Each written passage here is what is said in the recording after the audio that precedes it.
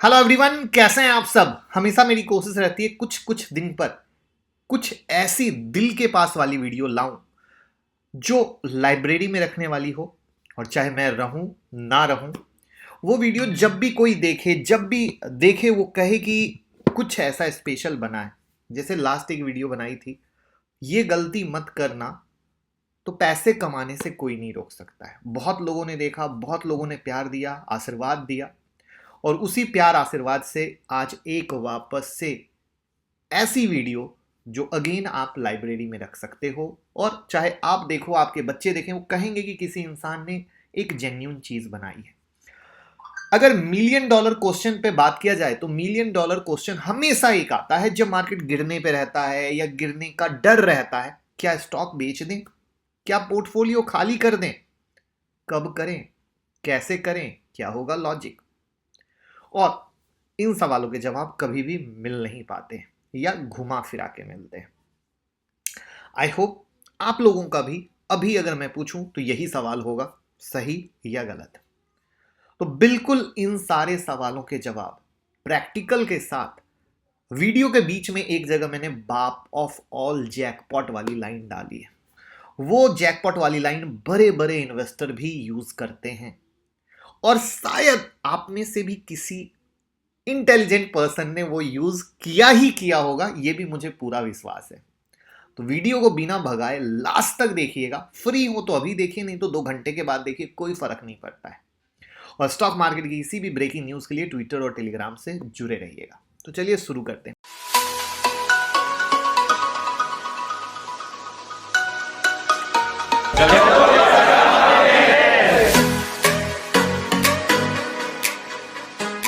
देखिए, Warren Buffett sir क्या कहते हैं कि स्टॉक सदा के लिए है, लेकिन सवाल यह है कि क्या हम वॉरेन बफेट सर हैं? तो आंसर है नो, राइट। अब अगर इंडिया के वॉरेन बफेट या बिग बुल राकेश झुनझुनवाला की बात की जाए तो वो कहते हैं स्टॉक को होल्ड करें तभी जब रिटर्न मिलने वाला हो, रिटर्न मिलने की उम्मीद हो, बट इमोशनली अटैचमेंट ना हो।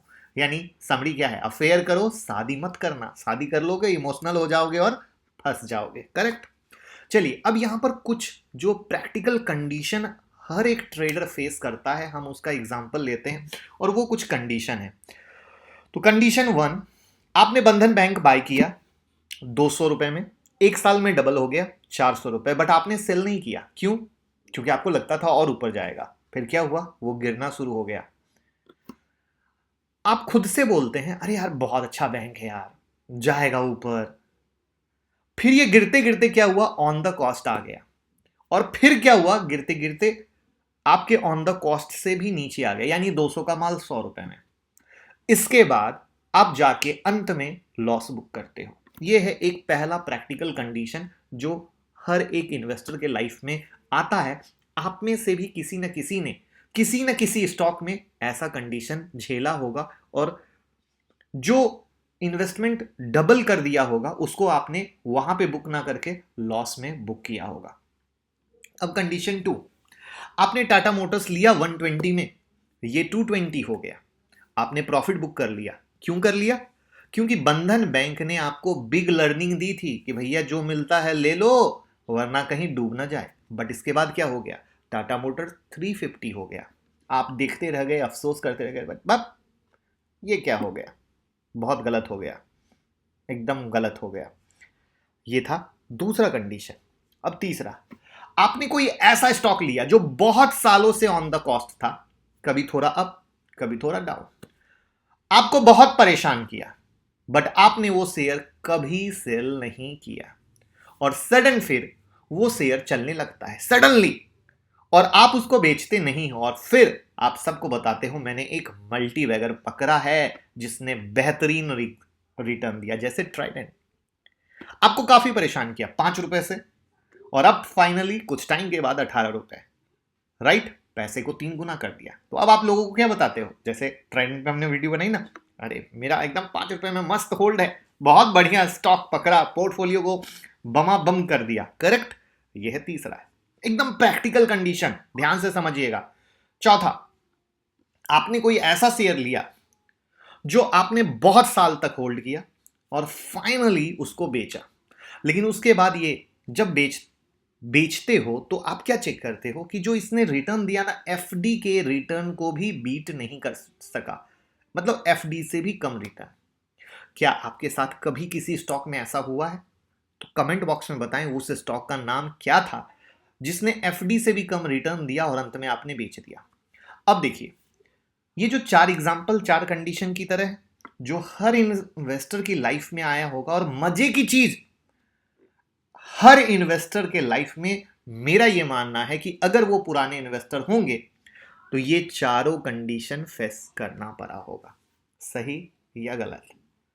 कभी जल्दी निकल गए, कभी प्रॉफिट बुक नहीं किया, कभी प्रॉफिट वाले सौदे को लॉस में बुक किया, कभी होल्ड किया तो पैसा बना, बट वो रेयर कंडीशन, और कभी एफडी से भी कम रिटर्न।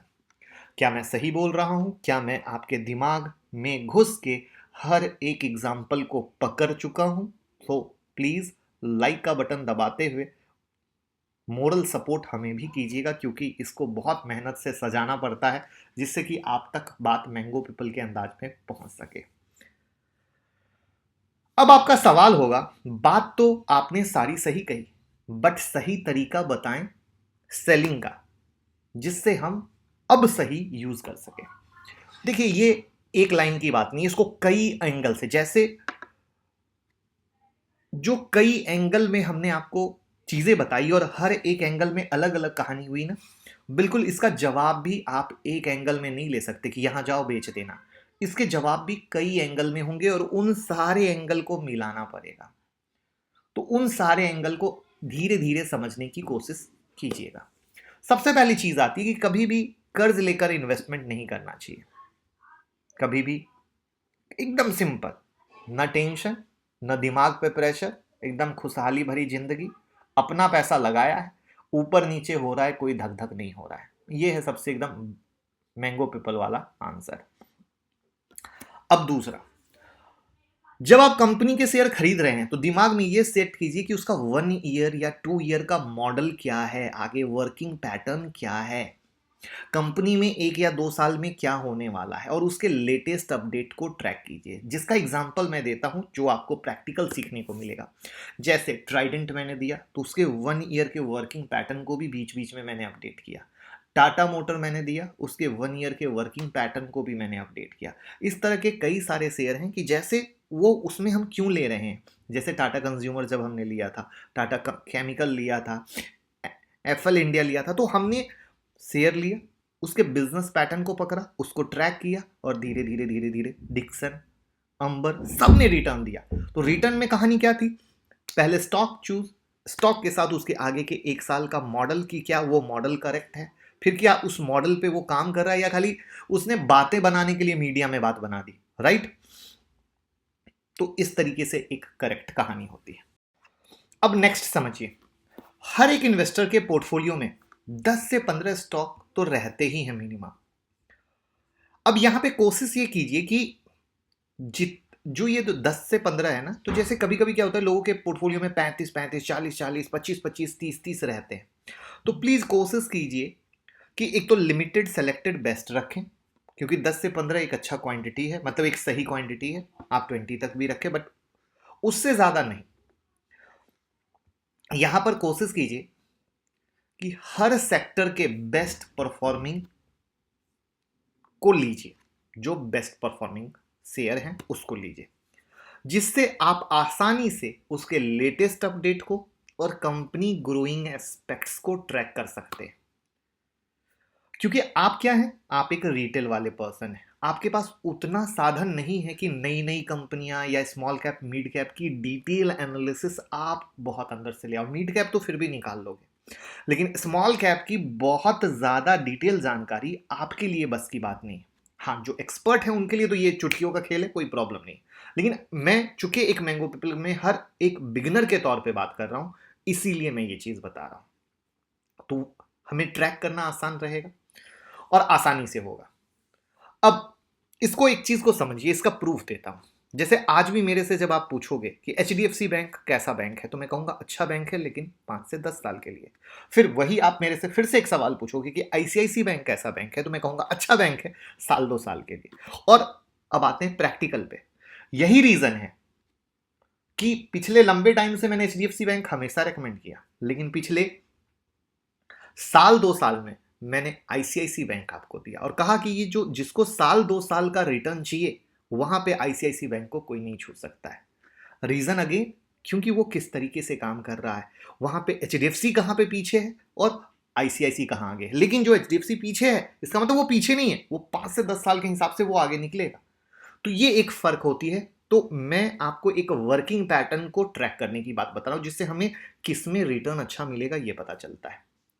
अब आता है नेक्स्ट पॉइंट, पोर्टफोलियो से शेयर तभी बेचें जब रियल में पैसे की नीड हो, वरना बेचने के बारे में ना सोचे कि यूं ही गिर रहा है, बढ़ रहा है। क्योंकि देखिए, अप एंड डाउन मार्केट की कहानी है। चाहे आप 2020 का कोरोना देख लो, या अभी एक करेक्शन का फेज देख लो, जहां पे भले मार्केट ना गिर रहा हो, अब जैसे बैंकिंग के शेयर गिर रहे हैं, तो इसमें बहुत सारी चीजें आती। तो एज अ इन्वेस्टर आपके लाइफ में अप एंड डाउन का फेज आता है, बट जो तरीका आपको बताए कि किसी स्टॉक में इन्वेस्टमेंट के बाद उसको ट्रैक करें और सही गलत के आधार पे जजमेंट लें, वो ज्यादा सही है और वो प्रैक्टिकल है, जिससे आप समझ पाए। और उसमें वो जो 1 से 2 साल का पैरामीटर बताया, 1 से 2 साल का वर्किंग पैटर्न बताया, वो देखना बहुत इंपॉर्टेंट आता है। अब यहां पे कुछ चीजें इंपॉर्टेंट नहीं, बहुत इंपॉर्टेंट आती है। अब देखिए कैसे। अब नंबर 1 बात करते हैं। आपके पोर्टफोलियो में कोई शेयर है, आपने सब चेक कर लिया, अब आप उसको बेचकर, मतलब आपके पोर्टफोलियो में 10 शेयर हैं, 10 में से कोई एक बेचकर कोई दूसरा लेना चाहते हो, तो फोकस ये कीजिए कि जिस सेक्टर को बेच रहे हैं, जिस सेक्टर के शेयर को बेच रहे हैं, और अगर वो सेक्टर चल रहा है तो उस सेक्टर के किसी बेस्ट को लीजिए, जिससे कि पोर्टफोलियो में अगर किसी को हटा रहे हैं तो कम से कम बेहतर रिटर्न देने वाला एंट्री आ सके, ना कि कोई डेड कि सिर्फ सुन रहे हैं कि अच्छा वो होगा, ऐसा होगा। नहीं, जो घोड़ा दौड़ रहा है उससे उतरते नहीं है, उसको दौड़ने देते हैं। और ये सबसे बड़ी प्रॉब्लम है कि जो इन्वेस्टर हैं दौड़ते घोड़े से जल्दी उतरते हैं, और जो घोड़ा सोया हुआ है उस पर ज्यादा जल्दी सवारी करने के बारे में सोचते हैं। ये सबसे बड़ी मिस्टेक है स्टॉक मार्केट में। अब एक दूसरी चीज, आपको कोई नया स्टॉक दिखता है जो आपके पोर्टफोलियो में नहीं है, आपको लेना है, और आपने सारे एस्पेक्ट्स जज कर लिए कि अरे वाह बहुत अच्छा, सुपर से ऊपर। अब आप चाहते हो कि पोर्टफोलियो में से किसी स्टॉक को हम बेच के जो पैसा आता है उससे इस स्टॉक को खरीदें। वहां पर फोकस ये कीजिए कि जो आपके पोर्टफोलियो का वर्स्ट स्टॉक है, जो फालतू स्टॉक है, जो परफॉर्म नहीं कर रहा है, उसको हटाइए और तब इस नई की एंट्री मारिए। ना कि ये सोचिए अरे ये चल नहीं रहा है, आज नहीं तो कल चल जाएगा, ऐसा सोच के नहीं। कब तक ऐसा कीजिएगा? आई होप मेरी बात आपके दिल तक, जहन तक पहुंच रही होगी और आप उसका पूरा फायदा ले रहे होंगे। अब सबसे इंपॉर्टेंट चीज, आप मानिए ना मानिए, आपको खुद में स्टडी डेवलप करनी होगी अगर बेस्ट रिटर्न चाहिए तो। आप अपना कोई रूल क्रिएट तभी कर सकेंगे, कोई डिसीजन तभी ले पाएंगे जब आपके पास कहीं ना कहीं थोड़ी ना थोड़ी बेसिक नॉलेज हो। वरना सिर्फ सोशल मीडिया के कहे सुने में कभी ना पोर्टफोलियो बनता है, ना कभी उससे रिटर्न मिलते हैं। कभी आप अच्छे शेयर ले भी लोगे तो आप सही रिटर्न ही नहीं ले पाओगे, और वहां पे आपके पोर्टफोलियो में अच्छे स्टॉक 2 होंगे, खराब 4 होंगे। अब जैसा कि मैंने बार बार कहा, अभी भी कहा, कि बिना समझदारी के जब लोगे तो कोई स्टॉक अच्छा रिटर्न शायद दे दे, कोई ना दे पाए, और आप अटक जाओगे। साथ में आपको जब डिसीजन लेना है कि मैं प्रॉफिट कब बुक करूं, मैं कब एग्जिट करूं, इसका कोई थंब रूल नहीं है कि एक फिक्स रूल है इसको। यहां पे इन सारे एस्पेक्ट्स को मिलाने पड़ते हैं और उसके हिसाब से डिसीजन लेना पड़ता है, जिसके मालिक सिर्फ और सिर्फ आप हो, और वो आपके अंदर डेवलप होगा तो आप बिंदास ले पाओगे। उसमें जो एक सबसे बेस्ट चीज है। सबसे बेस्ट चीज मुझे लगता है, आप सबसे पहले ये सोचिए कि आप क्या उम्मीद कर रहे थे किसी स्टॉक से, किस रिटर्न की उम्मीद कर रहे थे, क्या वो रिटर्न आपको दिया, क्या उस रिटर्न के आजू बाजू में आ गया? अगर मिल गया तो सुपर से ऊपर है। फिर उसके बाद वो घोड़ा कितना भी आगे दौड़ता है, वो कहानी में ना जाइए, क्योंकि आपको जितना था, आपकी जितनी सेटिस्फैक्शन लेवल थी, वो आपको मिल गई। अब एक बाप ऑफ ऑल जैकपॉट बताता हूं इन्वेस्टमेंट का। सोचिए कि किसी स्टॉक ने आपके रिटर्न को डबल ट्रिपल कर दिया। 50% स्टॉक बेच डालिए, 50% को होल्ड कर दीजिए। 50% क्या हो गया आपका? मुफ्त मुफ्त मुफ्त। 50% के तो पैसे आ गए, क्योंकि स्टॉक ने डबल ट्रिपल 4 टाइम रिटर्न कर दिया। अब बाकी बचे फ्री वाले। फ्री वाले को छोड़ दो, जहां जाता है जाने दो। अब बताओ किस किस लोगों ने ये ट्राई किया है? बट आपको बता दूं, बड़े इन्वेस्टर ये सबसे ज्यादा ट्राई करते हैं। ट्राई नहीं करते, ये करते हैं। इससे रिटर्न भी आ गया, शेयर भी फ्री हो गए, और उसके बाद वो अपना घोड़ा दौड़ रहा है, दौड़ते रहेगा। कैसा लगा? कैसा लगा? ये कभी ट्राई किया है, नहीं किया है, कमेंट बॉक्स में जरूर बताइए। मैं देखना चाहूंगा एक एक कमेंट। अब जब कभी किसी स्टॉक में प्रॉफिट बुक कर लेते हैं, उसके बाद वो कितना भी अप जाए, वहां पे खून ना जलाइए। ये क्यों बोल रहा हूं? इसका रीजन ये है कि देखिए भाई, जो आपकी किस्मत में था ना, वो आपको मिल गया। अब नई ट्रेन पकड़ें, वो ट्रेन चली गई। मैं हमेशा देखता हूं, लोग अपने उस जिसमें प्रॉफिट रह गए ना, उसके पीछे परेशान रहते हैं और नई ट्रेन को नहीं देखते। This is the biggest mistake. तो इस तरीके से इन सारे पॉइंट को आपको मिलाना पड़ेगा और उसके बाद डिसीजन लेना पड़ेगा, ना कि मार्केट अप मार्केट डाउन, ऐसे नहीं।